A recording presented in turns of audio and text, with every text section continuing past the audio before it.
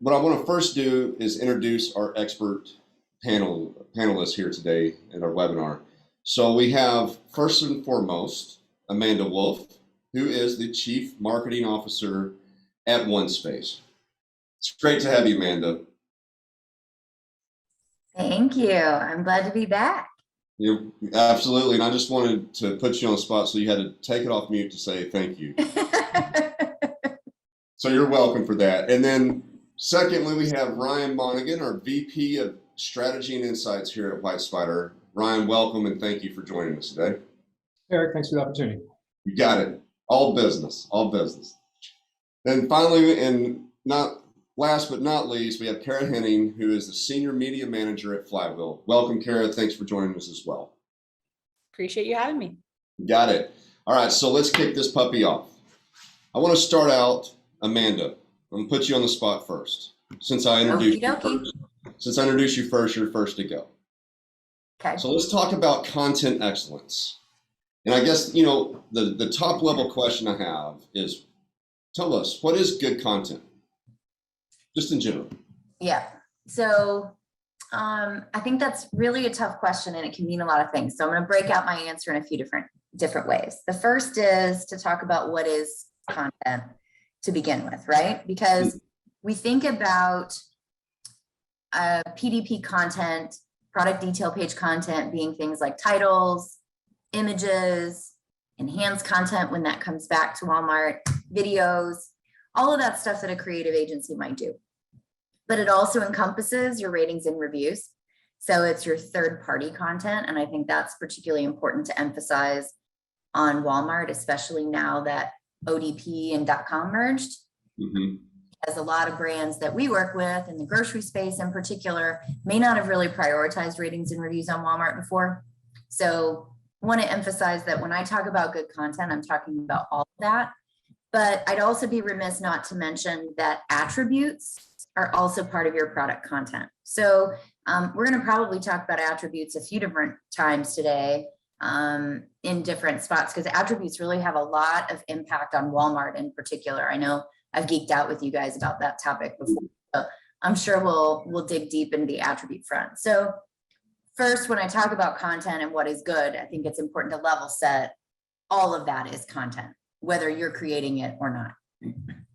Secondly, when we talk about what's good, I think there's a lot of noise right now in our industry about this topic. And it's one that I'm kind of passionate about, because there are a lot of different places you can go that are going to tell you what is good or not.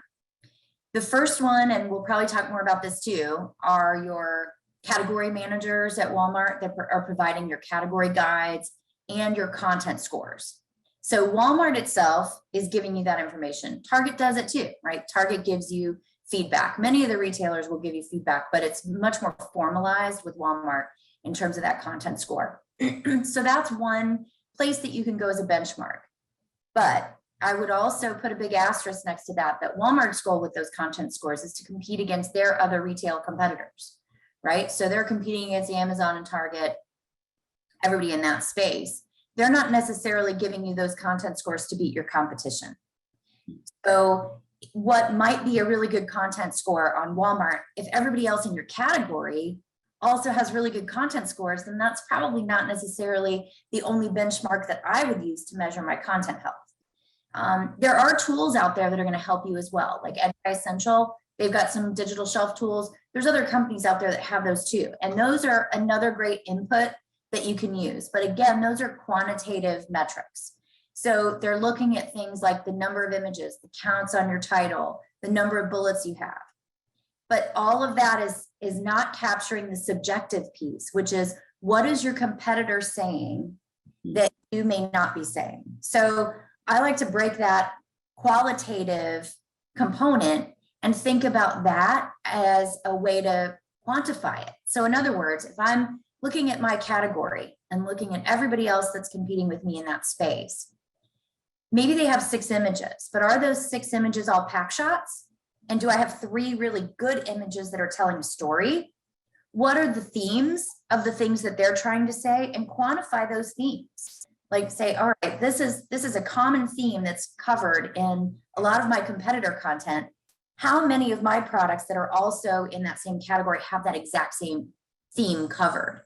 And so looking at that more quantitative competitive analysis gives you a much more complete picture of what is good. And I like to describe it because it's different category by category, right? Canned peas may not necessarily need 20 images and videos and like everything else, or they might.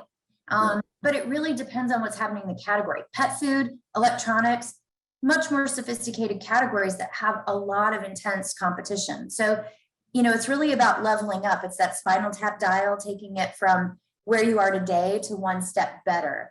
That's the way I like to look at good content. And I describe it like an MVP or an MVPDP. Like for those of you guys familiar with agile software development, there's this thing called an MVP that's like a minimally viable product.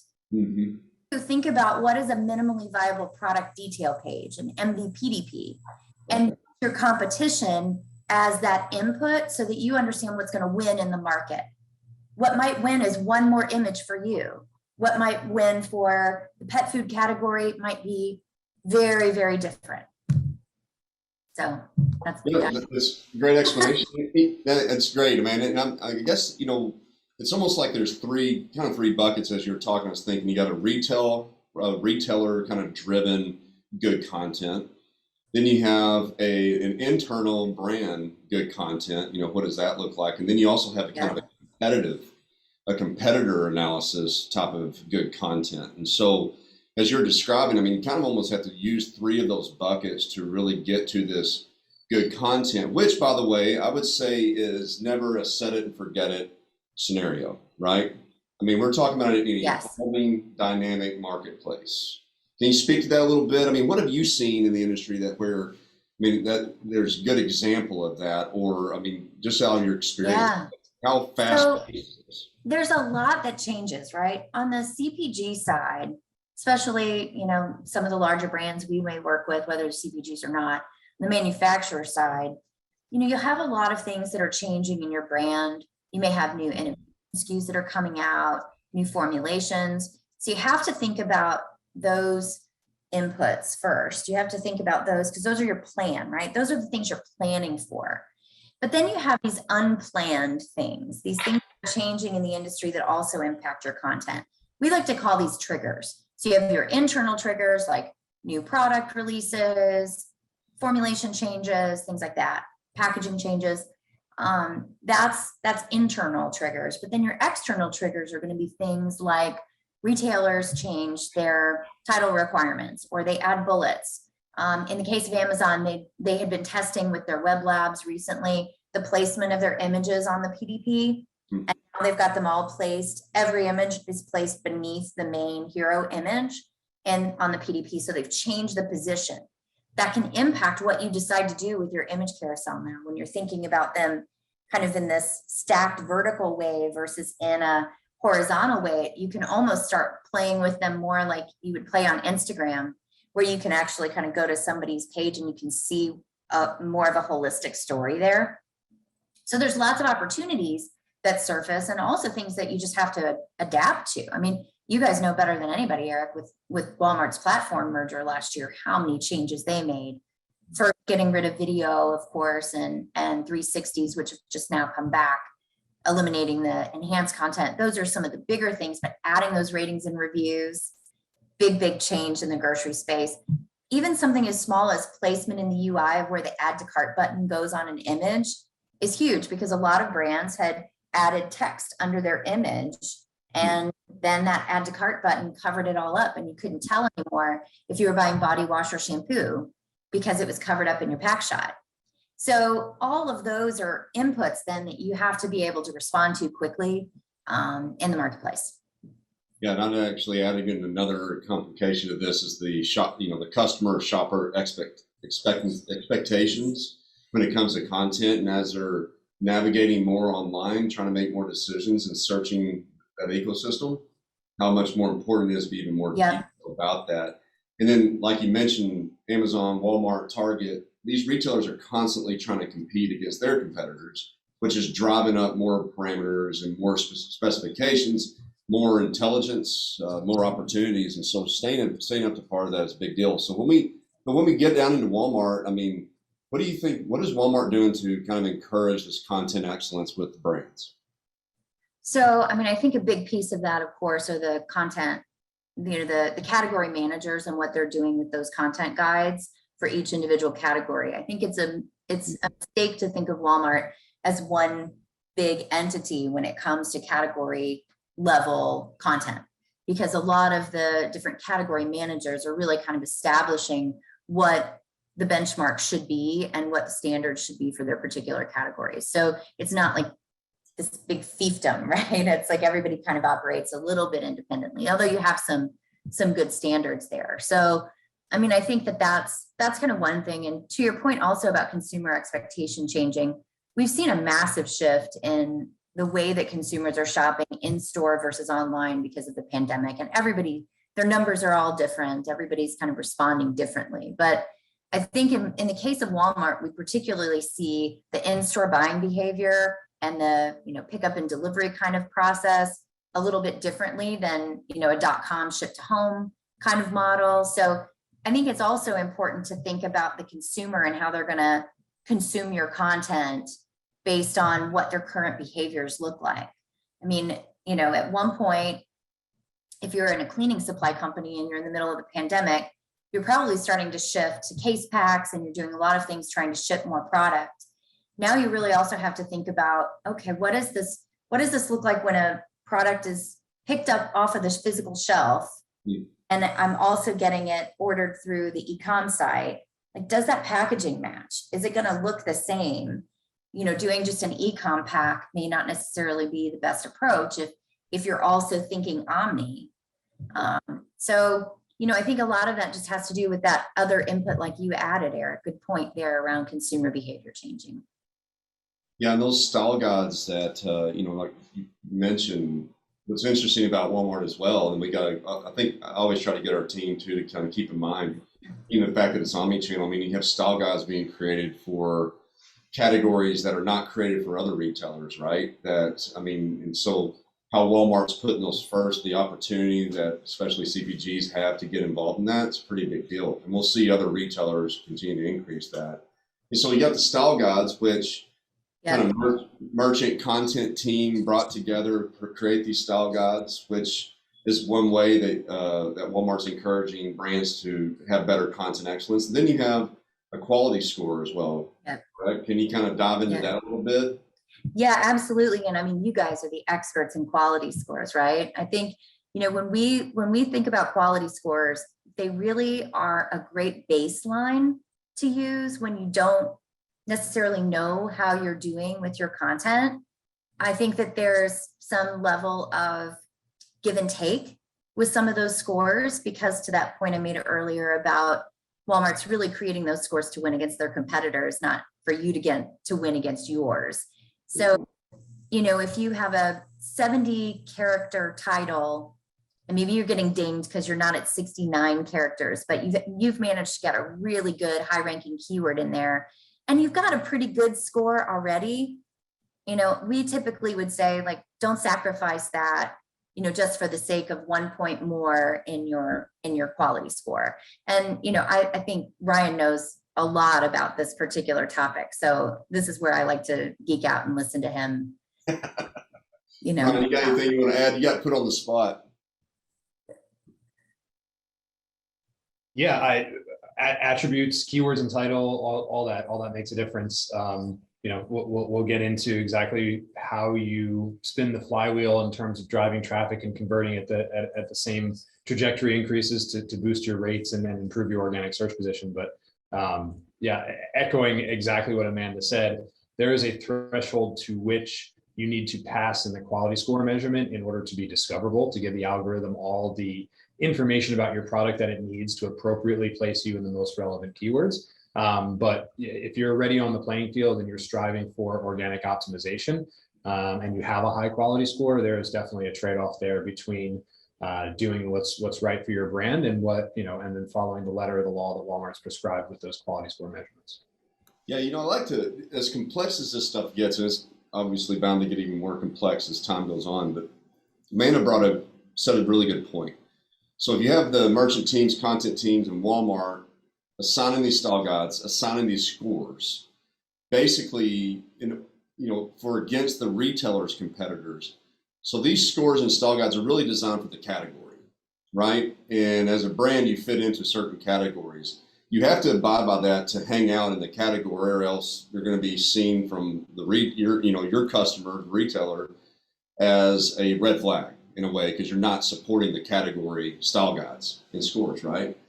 But then, like to Amanda's point, going beyond what the next level of good is, right? From a competitive set, from an internal set. And so that next level of good is really where you start talking about optimization. Wouldn't you agree? Which would kind of come back into, Ryan, like let's chat about optimization. Let's say that we have this good content from a retailer perspective. Now let's get into how do we optimize and start competing brand versus brand, item versus item. And why are the content attributes so important in that? Yeah. In Walmart optimization. Well, content and attributes definitely play an equally important and different part in the overall goal of being optimized. But first and foremost, I just like to say, Amanda, it's so good to have you on the same team, because the more we talk, the more I realize we've been running concurrent work streams or complementary work streams, kind of separately, and it's great to combine those powers. And definitely wouldn't forget Kara and the work that the Flywheel team is doing too, as we build the foundation for excellent content, as we understand the Walmart landscape for optimization, and then we take it to the finish line with great, efficient and impactful promotions through paid search. So, if you aren't partnered with one of our agencies, you're definitely getting left behind, and the power of the three together is going to be greater than the sum of its parts. So really, really excited to be on this journey with you guys. But to answer your question, Eric, what Amanda talked about with the great content, the shopper facing content on the PDP, that gets more people to convert on that item with the same amount of traffic. If you have 100 people visiting your page today and only 20 of them are buying your item, you've got a huge opportunity there to give that shopper more information about the item that they're looking at. That they came to the website to buy something. They have something in mind that they want to spend their money on. And they get served these items, these PDPs, and they really are just trying to match up. Is this widget, does it fit all of the criteria for my purchase decision that I came to this website to buy? Now there's some research opportunities and some browsing that goes on in websites. We know that, but for the most part, that's what Google's for. And retailer websites like Amazon and Walmart are set up to turn traffic into sales. And if your item is doing that at a very high rate, you're going to succeed. That's the main thing to remember about optimization on Walmart.com. It's not to simply drive traffic for the sake of driving traffic. It's combining the knowledge of the shopper that Amanda in One Space brings to the table, and the knowledge of the search engine, the robot, the algorithm that is determining what products the consumer sees. There's different but complementary strategies for that.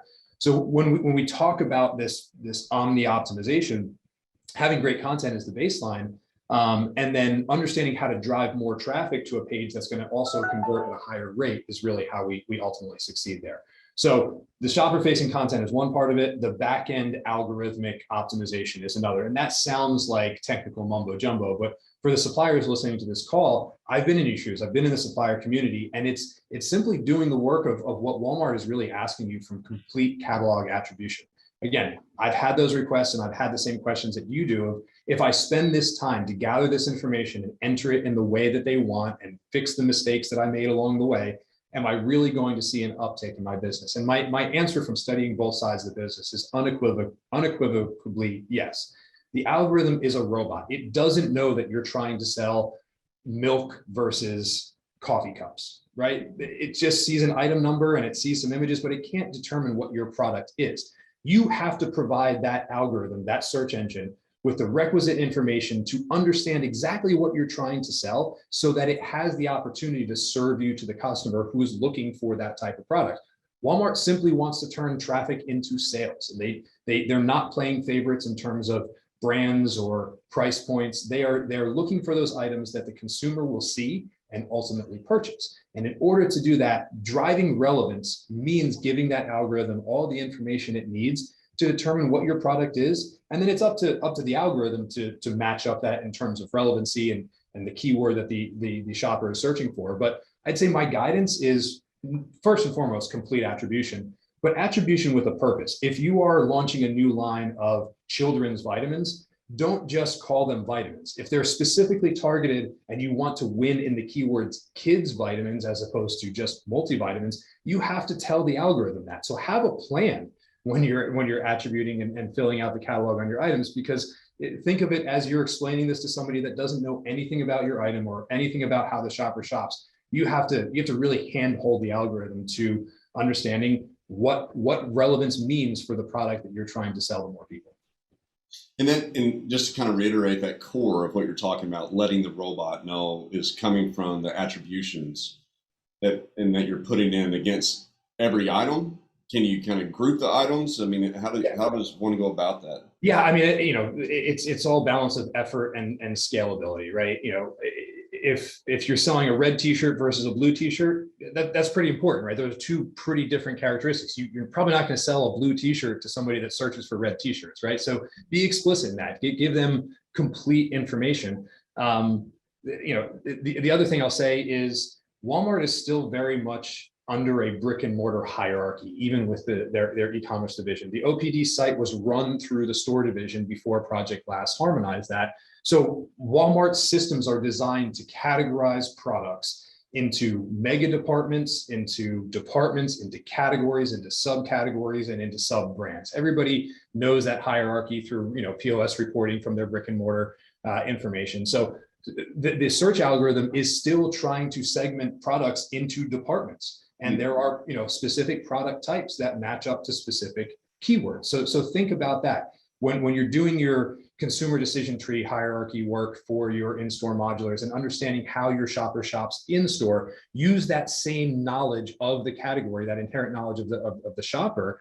and apply that. So if you can call your item chocolate, great. But if you're selling a mixed bag of different small pieces of candy, categorizing that as a chocolate assortment, actually, that's the type of information that the algorithm feeds off of to really understand what is this product and what is the right shopper to show it to. Yeah, that algorithm is basically trying to funnel millions of products into certain little shelves, right? And the more detail that a shopper is looking or navigating to try to find those items, just like walking into a store. Exactly. Right? Exactly. Yeah. How do you navigate to the oat milk that you want to buy? First, you got to find the freezer section. Then you got to make sure you're not shopping yogurt. And then so now you're in milk and that's how shoppers make their purchase decisions, is by filtering through a set of broad attributes into increasingly narrow specifications that say, I want to buy this and this product has those attributes and now I'm going to buy it. That's exactly how transactions happen online. So we got the attributes are P's and the robots, and then we got the Walmart also. I mean, there's another level, right? It's not just about proper, complete, and accurate attributes. Yeah. But then you also, it matters if you're converting, right? Like to your point, if there's an assortment of chocolates, but I really had hard candy, but I was trying to play in the assortment of chocolates part, and I might say I'd had the attributes filled out, and I'm appearing maybe for some things, but I'm not converting a single shopper. For my hard candy and the assortment of chocolates. That doesn't really work because Walmart needs what in addition to those attributions completed out. You still have to perform, right? Walmart is, again, trying to sell as many products as quickly as it can for as profitably as it can. So your history does matter. But the questions that we get all the time from suppliers are, how do I get new items off to a fast start? Part of that is promotional, and that's where Karen and the Flywheel team are masters. Part of that is making sure that every consumer that does see your page has enough information to feel good about purchasing your item. That's what OneSpace and Amanda does. The combination of those two is really key. So understanding what items are ready for traffic increases, what can you fix before you run that promotion and drive traffic into that item? What can you learn about when I drive traffic from different sources, Facebook ads, Google ads? There's a lot of different tactics that we can use here, but ultimately, I think most of the folks on the phone are experts in retailing to a certain extent. And whether your expertise lies in brick and mortar or digital ads, the foundational elements, the discipline of selling things there's still a lot of commonality between selling things in brick and mortar and selling things online. What we're here to talk about today is what are those gaps those knowledge gaps that you might need to fill in. And a lot of it is understanding how the shopper gets led to those products. And that is governed by the search algorithm and how we appease that. So Ron, I do want to, I think you have an example for us that you can show, but as you prepare for that, you know, what is the, I mean, we get this question quite a bit. What are the difference between, you know, keywords and attributes? I mean, are they one and the same? Is it synonymous? I mean, what's the difference there? Yeah. So our definition of keywords is, think of a keyword as its own digital shelf. When you type in allergy medicine to the search algorithm, it sends one set of search results. If you type in allergy pills, which can be synonymous, you know, they both describe the same thing, but you get two different search results, you get two different digital shelves. So when a shopper walks into a physical store and navigates to that 4, 8, 12-foot modular, they are seeing what's in that store, but there's a different store that may look a little bit different. It might have a hole in the middle of the modular, so the products are in a different spot. Think of that, think of, you know, store-specific modulars as the different types of digital shelves that the consumer can find your product through, whether they're searching for allergy pills or allergy medicine. What's the most valuable one, and how do we get our products? If you have to decide between calling your item an allergy pill or an allergy medicine, what's the most valuable? What's going to get it the most visibility, and then how is it going to convert at the highest rate to ultimately drive your sales? The attributes are you know, physical attributes or sellable attributes of the product. And what we're talking about there when it comes to Walmart is there are fields. There's sometimes hundreds of fields depending on style guides and what product type you're assigned to, that need to be populated. They're text boxes, they're closed list drop-down menus. And my guidance to suppliers there is, if you're using Item 360 to do that, get yourself a partner that does it better. There's tons of them out there. Obviously, we're one, and I truly believe we do it the best in the business. But you're going to need help here. It's those closed lists. You know, if you set up an item before 10 years ago, and there is a gender field, and you typed in men's, well, maybe between 10 years ago and now, Walmart's changed that open field text list or text box to a closed list, and you can only choose male or female. So when you typed in men's before, the system took it and liked it, but now it's seeing men's, and it's like, it doesn't fit in these two options that I have of male, female. So that's what our system does, is make sure you're complying. And by complying, you're actually driving performance, because you're giving Walmart the information it needs to serve your products to the most relevant consumers. Yeah, I would say, you know, having a partner, I mean, just to kind of, I mean, in all honesty, to navigate the complexities and the evolution of what's going on, right? I mean, we're talking about retailers racing super fast, trying to keep up with technology and shopper. It's going to constantly change. We've already experienced that for the last few years. Just having a partner to navigate and get answers to save brands tremendous amount of time, I think, is one of the biggest values in the world. And so on the keyword versus attribute, I mean, I summed it up like this, Ryan, maybe even more clear. Keywords are the shelf, like we're thinking about. The keyword is the aisle, and attributes is how, you know, the robot goes and picks the right products for that specific aisle. Yep, that's exactly right. Okay. And if I could add really quick, Eric, Please. you know, we get asked a lot to embed keywords into content. Yeah. But simply putting the keyword in your title does not mean that you've got the attribute covered. Agreed. Having the keyword in your title is absolutely step number one, and that is very controllable. I would say, you know, any knowledge gaps that exist on the supplier side are, you know, I've got a great example: spaghetti sauce versus tomato sauce. That everybody knows we're talking about the same jar of red sauce.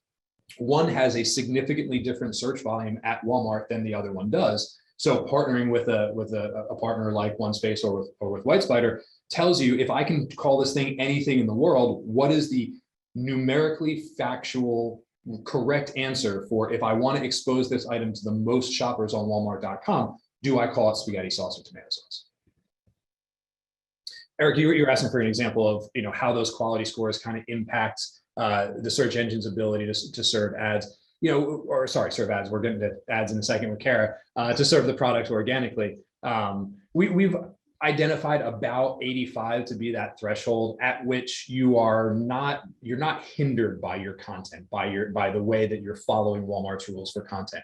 So you can have really, really popular items with really poor quality scores, and that'll equal poor search position. You can have really unpopular items with really good quality scores, and you're still not going to get to the top of the search grid. But what we're trying to do overall is remove barriers. And that's what suppliers task us with most of the time is like, I'm really good at pricing and promotion and vendor management with Walmart. What I need help from you is like, my product doesn't show up when I type the description of my product in the keyword box. How do you remove that barrier? And one of those key things is getting your attributes, getting your catalog to a sufficient place where the algorithm starts serving you where you should be served. So that's where we see about 85 on the quality score is that line of delineation. If I have a category leading product and my quality score is below 85, that means I haven't done enough to give the algorithm the information it needs to serve my item. Things like, just telling it exactly what type of product it is. About 70 of the 100 points in the quality score come from those back-end attributes that the shopper never sees, but that's illustrative of Walmart understands the shopper is going to behave how the shopper behaves. 70% of the information we need to feed into the system is that information that the algorithm uses to decipher what equals relevance to the shopper. And when you say 85%, I mean, we're talking about just pure, algorithmically, that your statement on that is what is mattering and impacting. But we also have another layer, right, at Walmart, which is merchant. Exactly. Yeah, and so that might be at 95%, right? Oh, for sure. No, and we're always striving to balance the quality scores and the attributes and what the algorithm needs with the shopper. So all of this, Amanda touched on it, quality scores don't define quality content.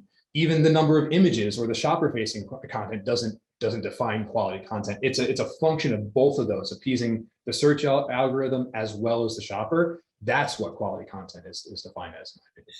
Yeah, and I mean, we got the attributes, the quality score, style guides, and then as what Amanda and the team does, going even further with the keywords and the descriptions, and then just a really great description that actually makes sense, right, Amanda?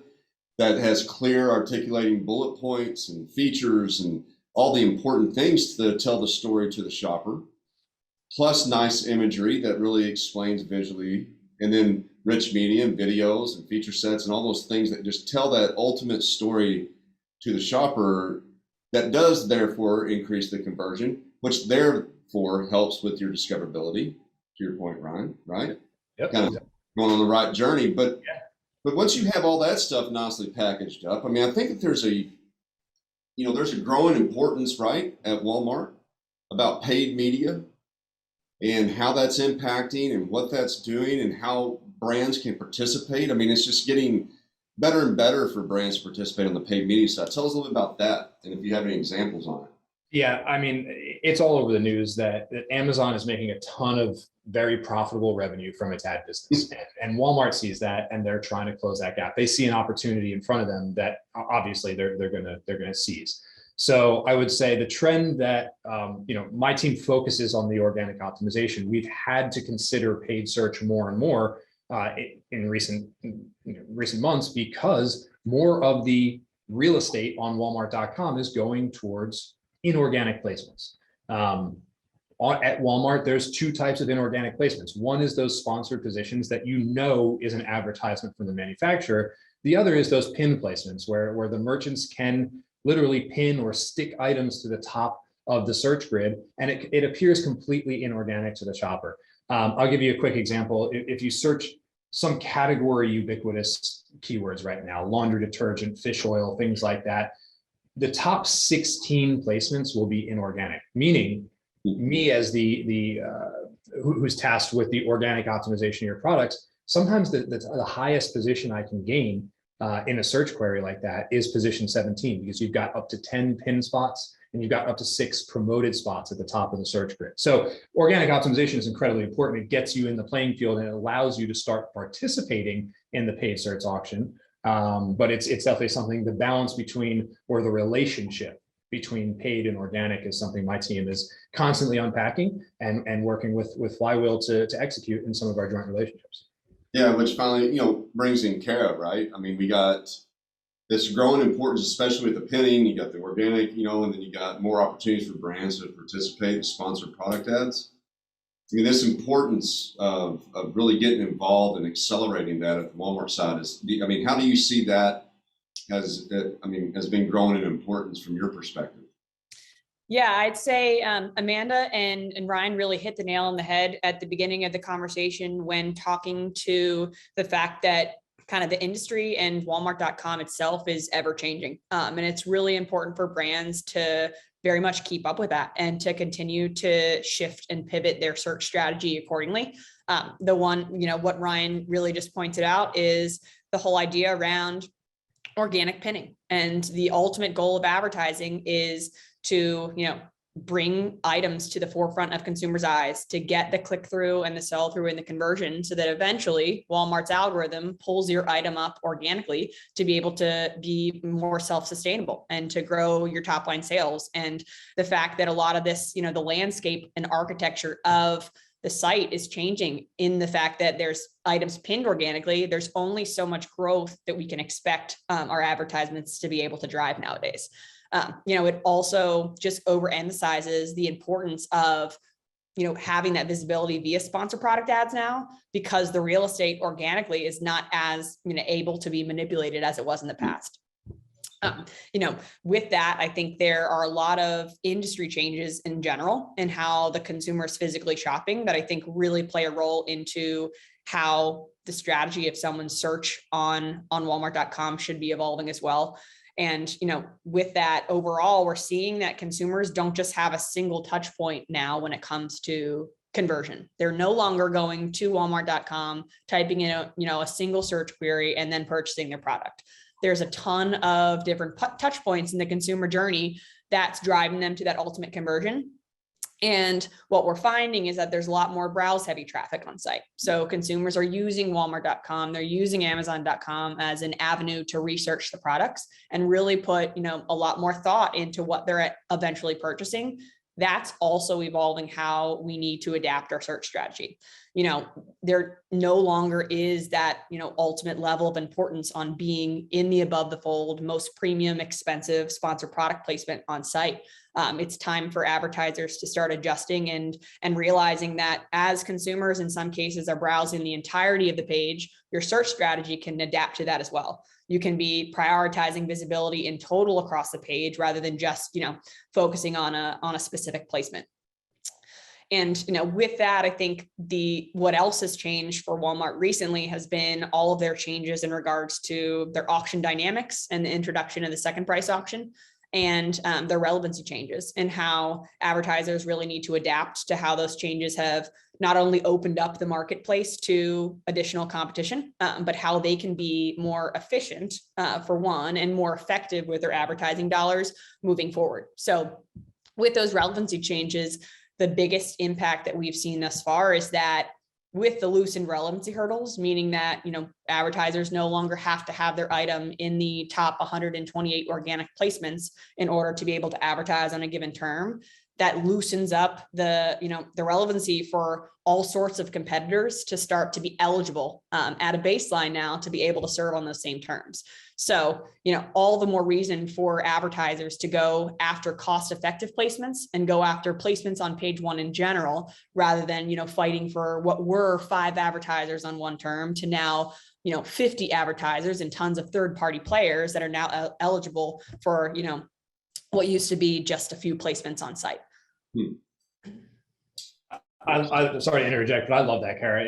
For the suppliers that are listening, if you're working with an agency to serve your ads right now, challenge them on, are we getting cost savings for moving down the page? And if their answer is they haven't experimented with what is the most efficient, cost-effective placement that generates the most incremental value for the least amount of money possible, like, you need to be testing that. We live in this world day in and day out, not only understanding the dynamics of the auction and CPCs and ROAS, but also having that lens of how did we impact the shopper? Did we show them items that they wouldn't have been shown before? That is the key element or the key question to be asking your ad partner for sure. Yeah, and with that, you mentioned around kind of bringing incremental, items up to be visible to consumers. And I think that you also mentioned test, which kind of stuck with me. So the second price auction dynamic that just rolled out on Walmart, that's opening up avenues for advertisers to start testing and to start testing and learning with a lot less risk associated with those tests. So there's opportunities for advertisers to get additional, out of category visibility, to better promote new product launches on Walmart.com, to get visibility in what we would call, more upper funnel type placements on site, like the homepage, to get more consumers going and trafficking back, searching specifically for your brand at a much, much lesser of a cost, because you no longer have to pay that exact bid that it required you to get that advertisement there. You have a much less, risk averse environment that you can, be more affordable to test out some of these placements on site that's going to drive better long-term growth. Which I think is good news, right, for brands, because the cost per clicks can be going down, but that just gives opportunity to reinvest those dollars that you're actually saving on the cost per click into a broader ability to play into make impressions towards those shoppers, right? Exactly. Yeah, and with that kind of efficiency is going to continue to be a theme here. So, as the second price auction rolls out, that's not to say that it's going to be, the solution for all advertisers to see more efficiency right off the bat. There's going to continue to be an extra cost associated with serving advertisements on specific terms and on, specific placements on site if your organic visibility and your optimization isn't strong enough. So that's really where kind of all these brands and all these touch points of the consumer journey is coming together, and that you have to have strong content. You have to lay the groundwork in terms of strong aisle visibility, strong organic optimization, so that your search strategy can not only be possible, so you not only can serve where you want to, when you want to, but also so that you can do it at a much cheaper, cost per click overall than what your competitors are going to be able to do. So, it's really emphasizing the group mindset and mentality of starting the groundwork from, the bottom all the way towards your search efficiency. Sharon, for me to just jump in really quick, if you don't mind. I mean, I think one of the keys there that I hear a lot is about using content as a way to save money, right? The better you are organically, the less you're going to spend. But I think Ryan and I were geeking out about this. Maybe it was like this earlier in the week, but when we were talking, because it not only impacts you now by saving you money, but if you were to go ahead and spend that extra money now, it's just going to penalize you that much harder if you don't convert. Like your actual placements are going to be that much harder to get. Pardon the pun, but that's what spins the flywheel, right? The content converts the shoppers determine your organic search position, your promotion efficiency allows you to gain incremental sales, but eventually you can kind of claw some of that back because you've boosted your organic position.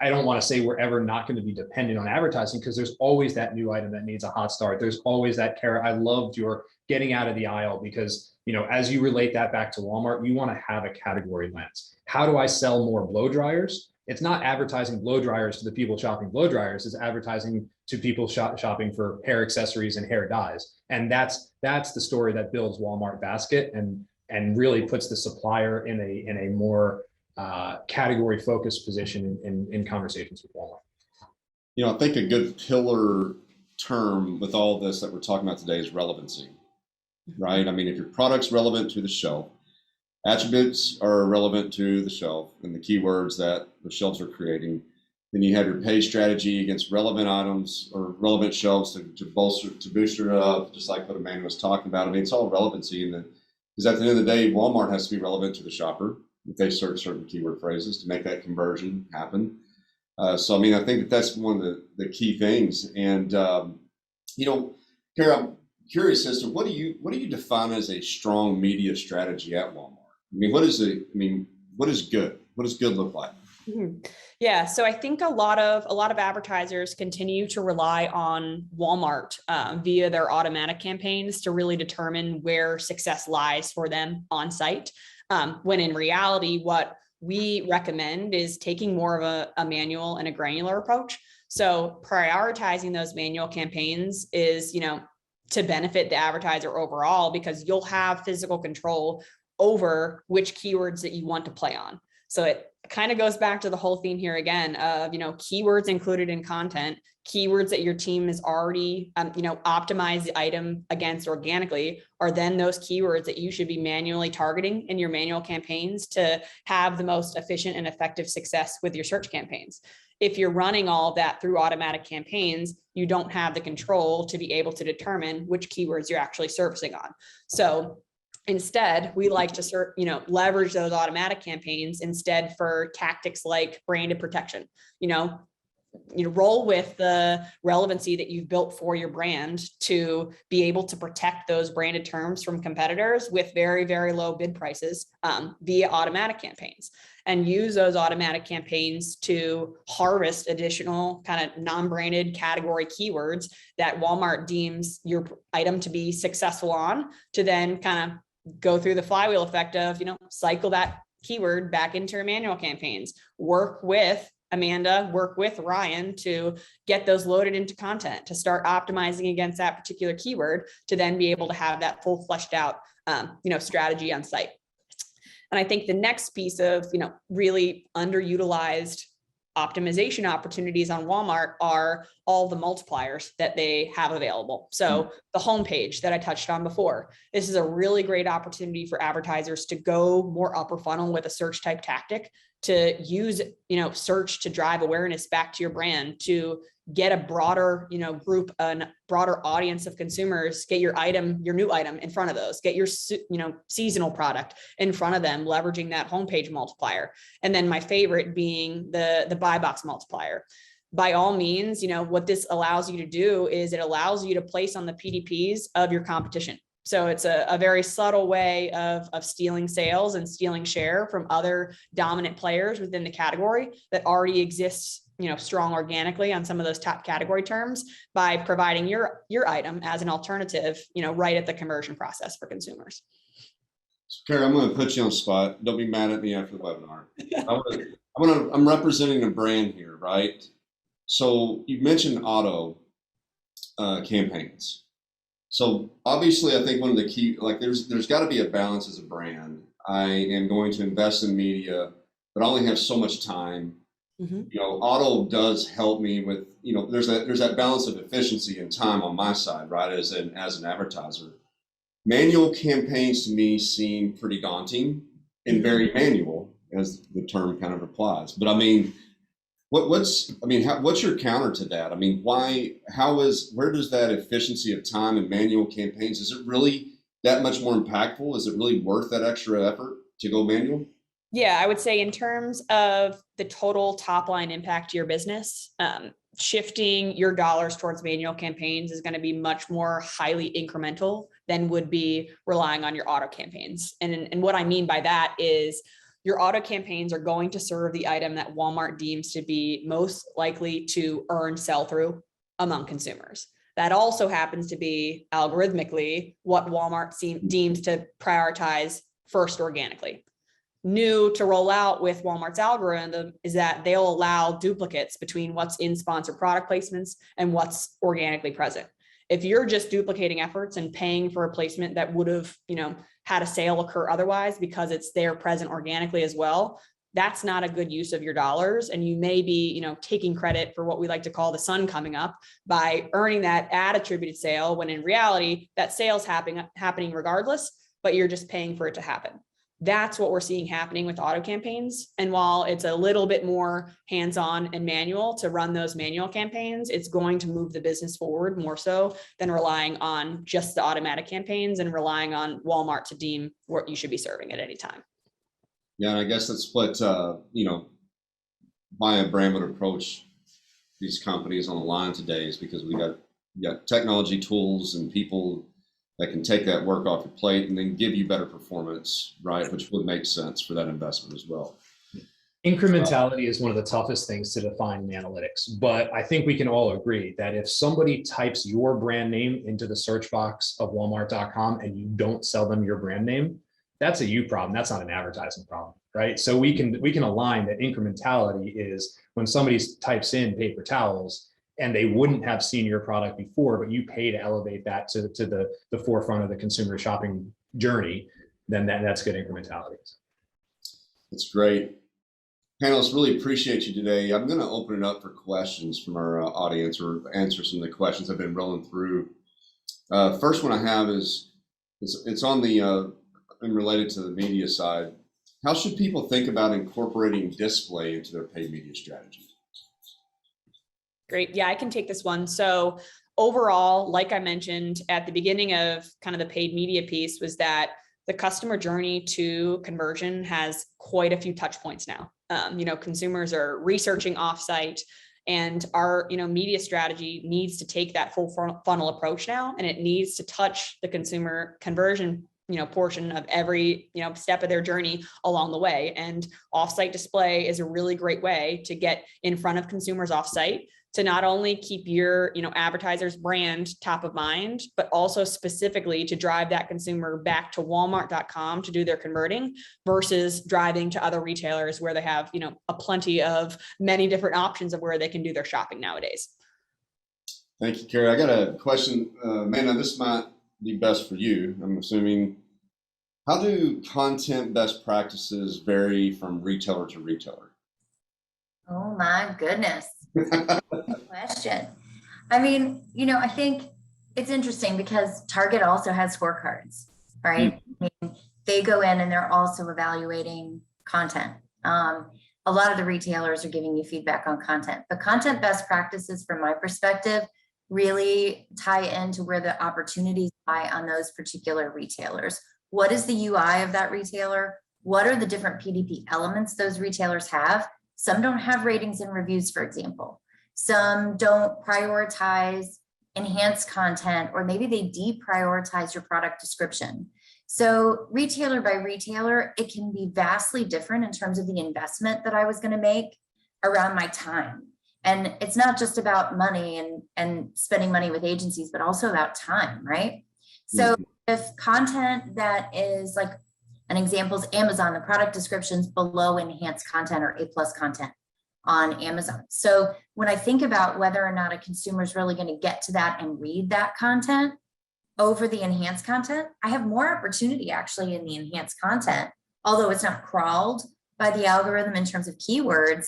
It's a great opportunity for me to provide that merchandising messaging on Amazon, where on Target, that enhanced content's going to click and it's not available at all on mobile. So depending on where my retailers and where I'm emphasizing my time, if Target for me is a big retailer, or Walmart's a big retailer right now, not enhanced content at all, that I think is going to determine for me how to make investments and where to level up. So, Amanda, just a quick question on top of that. As you were talking, I'm like, how in the world do you manage all these different retailers and these conditions and these scores and all these things that are coming up? What advice could you give a brand, right, on how to manage these complexities? It's not an easy thing. I think if you work with partners, that's going to be one of your best routes to success. I mean, if you work in an e-com team that you've got 25 people, good on you. But most of even the really big companies that I work with still have just a few people in their e-com teams. And so to keep track of all that is really hard. I think, if you have tools that help you manage cross-retailer requirements, I think that's a really big piece of that. Edge by Essential is another one of our sister companies that, helps you track retailer requirements across them. OneSpace, we track all of that for our clients. So when we're actually creating the content, we know to build it out with certain we'll build a longer title for you on Amazon because you can have up to 200 characters and don't get dinged for that. Where in Walmart, they're really pushing for 70 or less. So those are the types of differences that we can adapt directly within, our content, services, and platform. Ron, I have a question for you, but before, one last little question for Amanda, if you can answer this pretty quick. Should be Sure. Easy. On the images, should text be minimal or actually serve information on the images? And second part to that, is the image text visible to the search engine? Okay, so a couple things related to that. So it depends on your retailer is the first thing I'm going to say. So Target does not allow text on images. They're kind of one of the few outliers that doesn't, for accessibility reasons. They do allow text on the images in their enhanced content though. So just something to note there as kind of a give and take on Target. They also allow text on images in their videos. So that's a capability there. Where on Walmart, I would absolutely leverage text on my images, especially, those infographic style images on Walmart. it's unlike Amazon where you only see the first 7 images on mobile. On Walmart, it's just a left-right scroll. So more images is better on Walmart. Having text on those images and telling a story sequentially is important. Think about it just like you're giving someone a PowerPoint presentation. What is the story sequentially that you want to guide someone through about your product?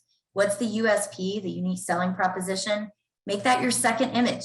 You know, those types of things are really missing, I think, for a lot of brands that are just trying to lift and shift one image strategy to another retailer.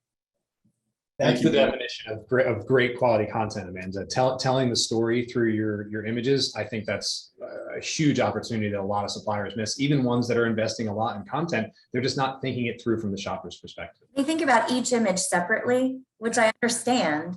But if you think about that entire experience of your image carousel, what is that story that you can tell, and you think of it more like a PowerPoint? I think that's when things start to click for people. That's good advice, Amanda, because I mean, I think that any of us can subjectively remember, you know, if you look at a product and you're scrolling through images, you can actually kind of make judgments as you're scrolling through. Is this the right product? And if you don't have that confidence, I mean, I know I've backed out 1,000,000 times, right? Not even read the description because the images didn't tell the story I was looking for. Lost confidence. So Ryan, back on the relevancy topic, you know, like we brought up earlier, how do you track relevancy? That's a great question. My team is trying to deconstruct that relevancy equation all day, every day. And the truth is it varies by category.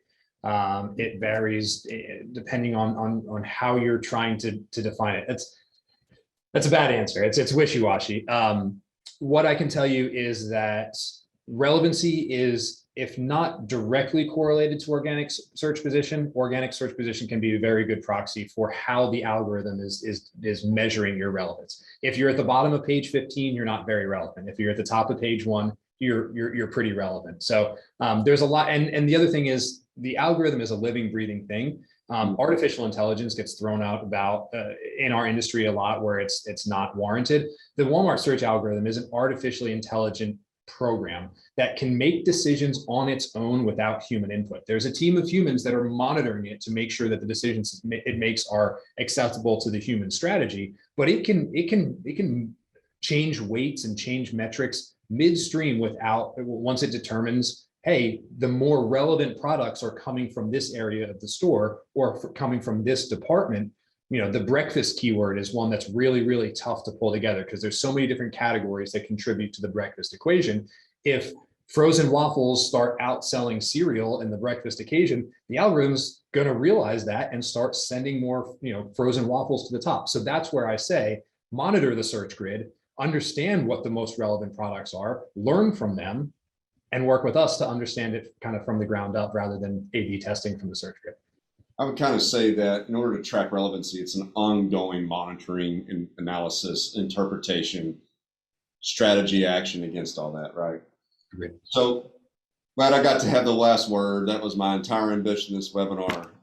Thank you, everybody, for your time. We know that you're busy. Thank you, panelists. Know that you're busy as well. Really appreciate your attention. Again, we'll be sending an email out with this recorded version. Please register for more webinars that we send out in the future. We really enjoy educating, sharing knowledge, giving you opportunities to continue to win and excel at Walmart. Flywheel, One Space, White Spider, thank you all. Really appreciate you. Y'all have a fantastic day. See you next time.